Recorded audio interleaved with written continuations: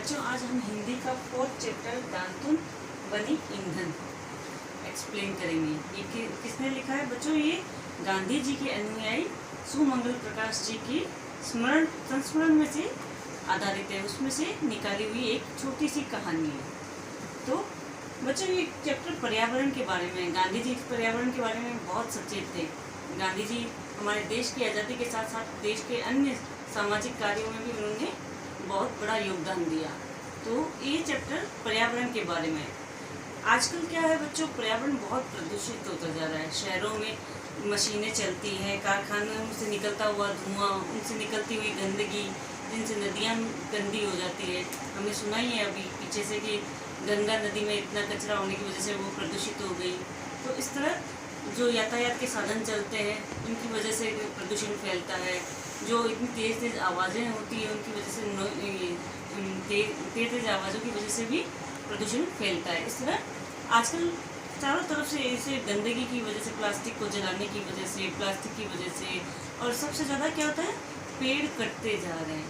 गंदगी तो बढ़ती जा रही है, प्रदूषण तो बढ़ता जा रहा है, और उनको बचाव के लिए जो पेड़ होते हैं वो अधिक से अधिक मात्रा में कटते जा रहे हैं। तो गांधी जी इसी एक टॉपिक पे चिंतित थे और उन्होंने उनके जीवन का एक छोटी सी कहानी या छोटा सा कुछ हिस्सा है जो कि इस चैप्टर में समझाया गया है। तो बच्चों पर्यावरण, आजकल पर्यावरण प्रदूषित होता जा रहा है। अब हमें दूर दूर तक पेड़ दिखाई नहीं देते। इस स्थिति के लिए हम स्वयं जिम्मेदार हैं। हमने अपनी ज़रूरत से कहीं ज़्यादा पेड़ काट कर अपना ही बुरा कर लिया, यानी कि हमने ज़्यादा से ज़्यादा पेड़ काट कर किसका बुरा किया? खुद का ही बुरा किया ना। पर्यावरण प्रदूषित होगा तो प्रॉब्लम किसको होगी? हमें ही होगी।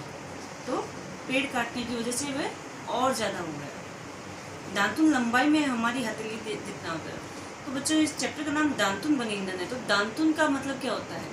दांतुन एक लकड़ी का टुकड़ा होता है जो कि हमारी हथेली जितना होता है, जिससे कि पहले ज़माने में लोग दांत साफ किया करते थे।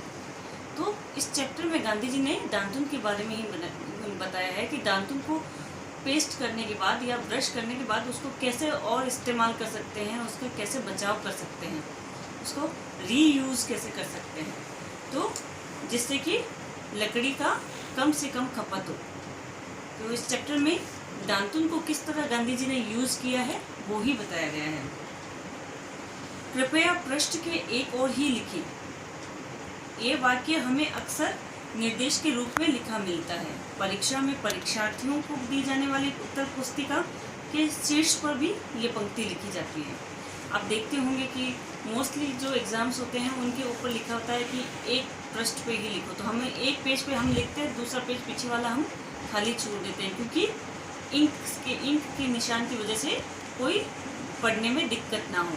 तो हम लोग एक पेज पे लिखते हैं, दूसरा पेज खाली छोड़ देते हैं।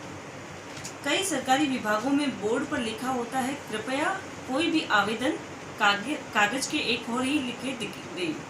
जो पहले से मुद्रित आवेदन पत्र या फॉर्म भरने के लिए दिए जाते हैं वे कागज़ के एक और से ही मुद्रित होते हैं। उनका पृष्ठभाग खाली रखा गया होता है, यानी कि पृष्ठभाग मतलब पिछले का हिस्सा है। एक पेज को एक साइड से यूज़ किया हुआ होता है और दूसरा हिस्सा, पीछे वाला हिस्सा खाली छोड़ दिया जाता है। ऐसा करना सुविधाजनक भले ही हो, पर्यावरण की दृष्टि से उचित नहीं है। ऐसा करने से क्या होता है कि हमारा हैंडराइटिंग अच्छी रहती है और पीछे का जो भी हम लिखेंगे वो गंदा हो जाएगा तो वो पढ़ने में नहीं आ पाता। इसलिए सुविधाजनक तो है वो, लेकिन पर्यावरण की नज़र से ये सही नहीं है। जो काम किसी एक कागज़ के दोनों हिस्सों से लिया जा सकता है उसके लिए दो अलग अलग कागज़ खर्च होते हैं। यानी कि हम दोनों साइड लिखेंगे तो हमें कम कागज़ लगेंगे ना, और अगर एक साइड लिखेंगे तो ज़्यादा कागज़ लगेंगे।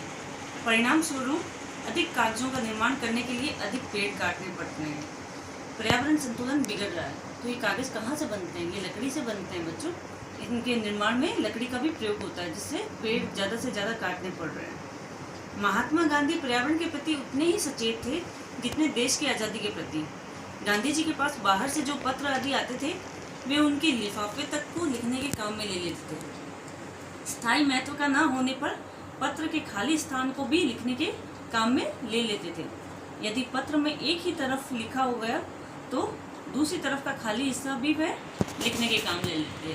तो इसमें बताया गया कि गांधी जी देश को तो आज़ाद करने के लिए थे ही, लेकिन उन्होंने क्या हुआ, पर्यावरण के प्रति भी वो उतने ही सचेत थे।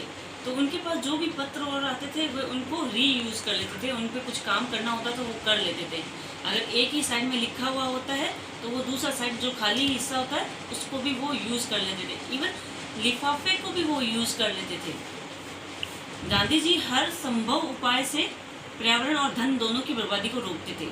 एक बार उनके मन में दातुन के एक से अधिक उपयोगों के बारे में विचार उठा। तब वह इंदौर में थे। उन्होंने उसी दिन से दातुन का उपयोग कर एक से अधिक कामों में करना आरंभ कर दिया।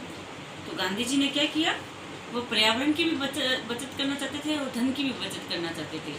वो जिस वक्त इंदौर गए हुए थे तो उन्होंने देखा कि दातुन का हम और भी इस्तेमाल कर सकते हैं। ब्रश तो करते हैं, दांत तो साफ करते ही हैं, उसके साथ साथ और भी इस्तेमाल कर सकते हैं।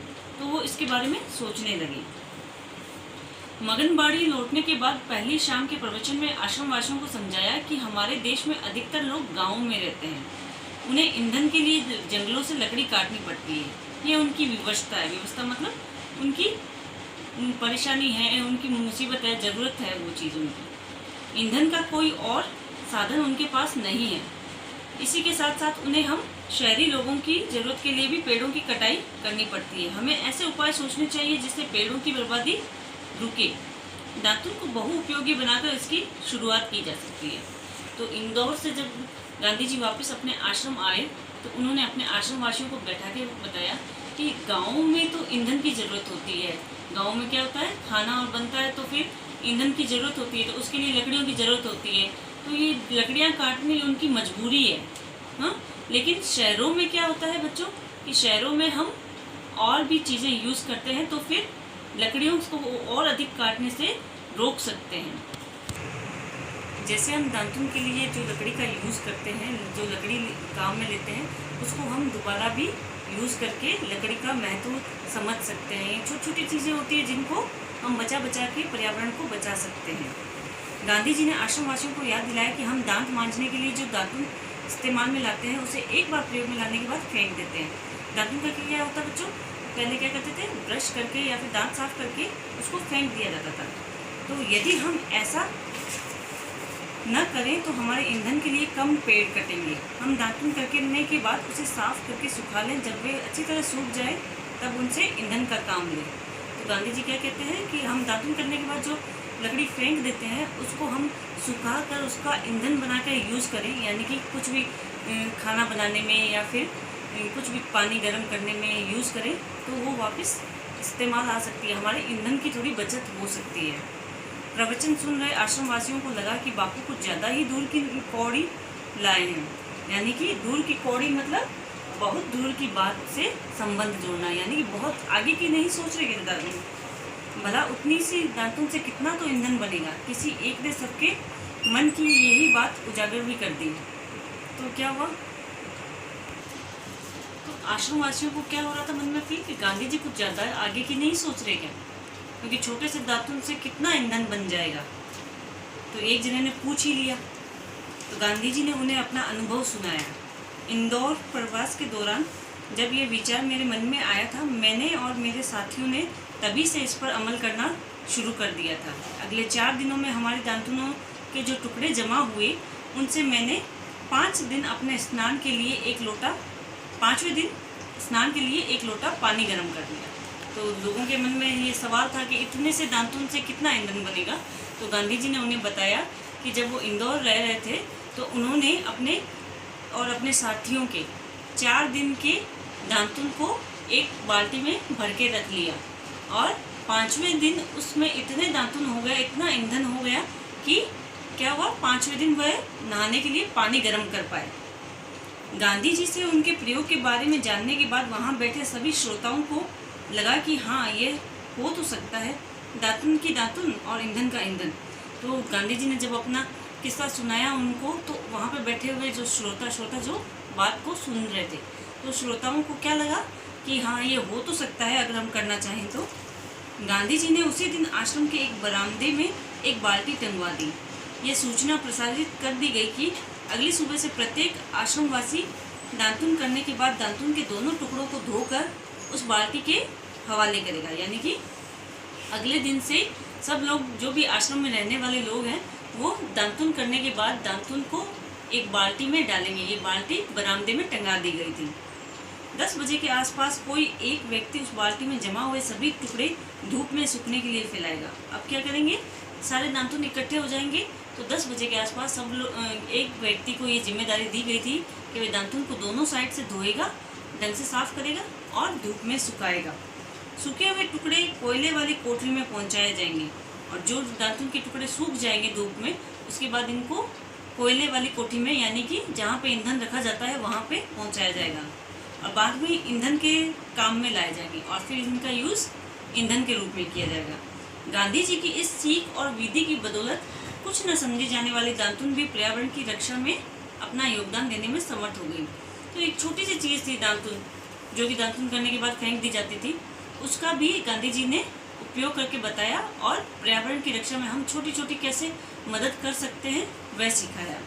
तो बच्चों, इस चैप्टर से आपको क्या सीखने को मिला कि बूंद बूंद से घड़ा भरता है। एक एक बूंद से हम पानी भर सकते हैं। तो हमारी एक छोटी छोटी कोशिश करके पर्यावरण की हम रक्षा कर सकते हैं।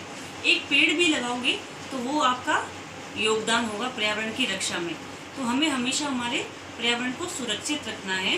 तो हमें इसके लिए खुद आगे आना होगा। चाहे हम एक पेड़ ही लगा लें तो वो भी हमारे लिए बहुत बड़ी चीज़ है।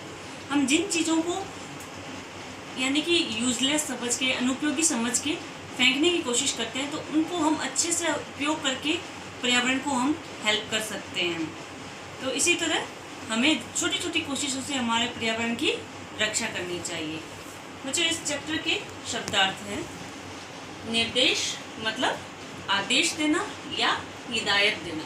ओके। शीर्ष मतलब सबसे ऊपर। मुद्रित मतलब छपा हुआ। मुद्रित मतलब छपा हुआ। पृष्ठभाग मतलब पिछला हिस्सा। गांधी जी ने आपको बताया ना कि आगे के हिस्से में तो हम लिख लेते हैं, पिछला हिस्सा हम छोड़ देते हैं पेज और का। तो पृष्ठभाग मतलब पिछला हिस्सा। सचेत मतलब जागरूक। उजागर मतलब कोई भी चीज को जाहिर करना, प्रकट करना या अपनी बात को रखना।